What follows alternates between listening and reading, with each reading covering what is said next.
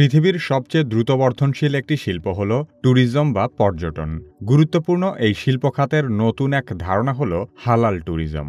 আজ থেকে প্রায় 10 বছর আগে 2014 সালে হজ এবং ওমরা বাদেই মুসলিমরা পর্যটনের জন্য খরচ করেছে প্রায় $142 বিলিয়ন, যা বিশ্বের মোট পর্যটন ব্যয়ের প্রায় 11%।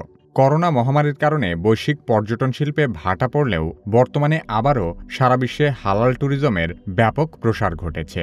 সিঙ্গাপুর ভিত্তিক প্রতিষ্ঠান হালাল ট্রিপ ধারণা করছে 2028 সালের মধ্যে হালাল ট্যুরিজমের বাজার হবে প্রায় $225 বিলিয়ন। হালাল ট্যুরিজম কি এবং সম্ভাবনাময় নতুন এই পর্যটন ব্যবস্থা কিভাবে কাজ করে সে সম্পর্কে আলোচনা করা হবে কি কেন কিভাবে এই পর্বে। কি কেন কিভাবে চ্যানেলে আপনি নতুন হলে অনুরোধ করব সাবস্ক্রাইব করে বেল আইকনটিতে ক্লিক করুন।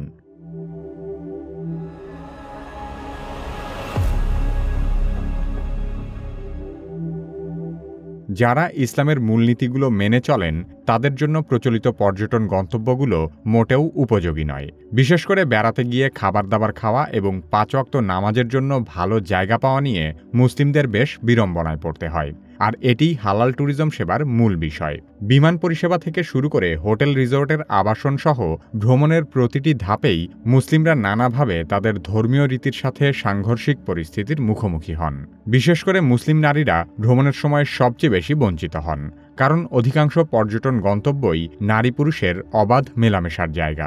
ইসলামের পর্দার বিধান পালন করা নারীরা চাইলেও অনেক জায়গায় যেতে পারেন না। শুধু নারীদের জন্যই নয়, মুসলিম পুরুষদের জন্যও বহু জনপ্রিয় পর্যটন গন্তব্য অনেকটাই প্রতিকূল। বিশেষ করে পশ্চিমা দেশগুলোর সমুদ্র সৈকত, স্পা এবং অবকাশ যাপন কেন্দ্রগুলো। যেখানে নারীরা স্বল্পবসনা হয়ে অবাধে ঘুরে বেড়ায়, সেখানে ধর্ম পালনকারী কোনো মুসলিম পরিবার স্বাচ্ছন্দ্যে বেড়াতে পারে না। যুক্তরাষ্ট্রের কুখ্যাত 9/11 ঘটনার পর থেকে হালাল ট্যুরিজমের আবির্ভাব ঘটেছে। সে সময় মুসলিম দেশগুলোর পর্যটকেরা একটি মুসলিম দেশ থেকে অন্য মুসলিম দেশে ভ্রমণে যেতে শুরু করে। তখন মুসলিম পর্যটকদের বিশেষ বিশেষ চাহিদার কথা বিবেচনা করে পর্যটন সংশ্লিষ্ট কর্তৃপক্ষগুলো নানা ব্যবস্থা নিতে শুরু করে, যার ফলে হালাল ট্যুরিজম পর্যটনের একটি সম্পূর্ণ নতুন সম্ভাবনাময় শাখা হিসেবে ধরা দেয়। তুরস্ক, সৌদি আরব, মিশর, সংযুক্ত আরব আমিরাত, মালয়েশিয়া এবং ইন্দোনেশিয়া সর্বপ্রথম হালাল ট্যুরিজম নিয়ে উদ্যোগ নিয়েছিল। ইসলাম বিশ্বের সবচেয়ে দ্রুত বর্ধনশীল ধর্ম। বর্তমানে বিশ্বের মুসলিম জনসংখ্যা প্রায় 190 কোটিরও বেশি। ধারণা করা হচ্ছে 2050 সালের মধ্যে মুসলিম জনসংখ্যা হবে প্রায় 280 কোটি। মুসলিমদের জনসংখ্যা বৃদ্ধির সাথে সাথে ইসলামের সাথে সামঞ্জস্যপূর্ণ পণ্য বা সেবার চাহিদাও ব্যাপক হারে বৃদ্ধি পাবে। এছাড়াও পৃথিবীর মানুষের মাথাপিছু আয় বাড়ছে। বিশেষ করে মুসলিমদের মাথাপিছু আয় বাড়ার হার অন্যদের তুলনায় অনেক বেশি। সেই সাথে মুসলিম তরুণরা পর্যটনের প্রতি আগের চেয়ে আরও বেশি আগ্রহী হওয়ায় হালাল ট্যুরিজমের ব্যাপক সম্ভাবনা রয়েছে। সাম্প্রতিক বছরগুলোতে হালাল হোটেলের পরিসরও অনেক বেড়েছে। শরিয়া ভিত্তিক ব্যাংকিং এবং বিনিয়োগের সফলতার পর প্রতিষ্ঠানগুলো নানা ধরনের হালাল পণ্য ও সেবার বিস্তারে মনোযোগ দিয়েছে। অনেক বিমান পরিবহন সংস্থাও হালাল ট্যুরিজমের অংশ হিসেবে হালাল খাবার পরিবেশন করতে শুরু করেছে। অমুসলিম দেশগুলোও হালাল ব্র্যান্ডিংয়ের অসীম ক্ষমতা সম্পর্কে সচেতন হয়ে তারাও একে সাদরে গ্রহণ করছে। সে কারণে পর্যটন বাদেও হালাল ব্র্যান্ডিংয়ের $ট্রিলিয়ন বাজার তৈরি হয়েছে। একটা সময় হালাল ট্যুরিজমের সবচেয়ে বড় বাজার দখলে ছিল মালয়েশিয়ার। বর্তমানে ইন্দোনেশিয়া হালাল ট্যুরিজমের শীর্ষে রয়েছে। এর বাইরে হালাল ট্যুরিজমের সবচেয়ে সেরা জনপ্রিয় গন্তব্যগুলো রয়েছে তুরস্ক এবং মিশরে। হালাল ট্যুরিজম প্রসার ঘটানোর জন্য সবচেয়ে জরুরি বিষয় হল হালাল সার্টিফিকেশন। একজন মুসলিম পর্যটক বেড়াতে গিয়ে সেখানে কী ধরনের হালাল পরিবেশ পাবে আগে থেকে যদি তার একটা ধারণা পায়, তাহলে তাদের ভ্রমণ পরিকল্পনা করা সহজ হয়। মাস্টারকার্ড ক্রিসেন্ট রেটিং হালাল ট্রিপ নামে সিঙ্গাপুর ভিত্তিক একটি প্রতিষ্ঠান এই কাজটিই করে। তারা হালাল পর্যটনের গন্তব্যগুলোকে রেটিং করে থাকে। 2014 সালে গ্লোবাল ইসলামিক ইকোনমিক সামিটে প্রতিষ্ঠানটি গ্লোবাল মুসলিম ট্রাভেল ইন্ডেক্স বা GMTI নামে একটি তালিকার সূচনা করেছে। GMTI মূলত হালাল পর্যটনের গন্তব্য নির্ধারণে সহায়তা করে, যার মাধ্যমে পর্যটকেরা যেমন সুবিধামতো হালাল পর্যটন পরিষেবা গ্রহণ করতে পারবে, একইভাবে বিনিয়োগকারীরা এই তালিকা দেখে হালাল পর্যটন ব্যবসায় বিনিয়োগও করতে পারবে। বিশ্বে ৪৮টি মুসলিম প্রধান দেশ থাকলেও শুধুমাত্র মালয়েশিয়া এবং ব্রুনাইতে সরকারিভাবে হালাল সার্টিফিকেশন নিয়ন্ত্রণ করা হয়। অন্যান্য দেশে বেসরকারি ব্যবসা প্রতিষ্ঠান এই বিষয়টি নিশ্চিত করে। শুধুমাত্র ইউরোপেই শতাধিক হালাল সার্টিফিকেশনের কোম্পানি গড়ে উঠেছে, যাদের অধিকাংশই খাদ্যদ্রব্যের হালাল সার্টিফিকেশন নিশ্চিত করে। ফিলিপাইনের ৮০% মানুষ খ্রিস্টান হলেও দেশটির সরকার হালাল ট্যুরিজমের জন্য আলাদা সার্টিফিকেশনের ব্যবস্থা চালু করেছে। এর মাধ্যমে হোটেল, রিসোর্ট এবং রেস্টুরেন্টগুলোর হালালের মান নির্ধারণ করা হয়। হালাল সার্টিফাইড রেস্টুরেন্টগুলোতে অ্যালকোহল জাতীয় পানীয় পরিবেশন বন্ধ করে দেওয়া হয়েছে। সেই সাথে সারাক্ষণ গান বাজতে থাকা মিউজিক লাউঞ্জ এবং ক্লাব হাউসগুলোও বন্ধ করে দেওয়া হচ্ছে।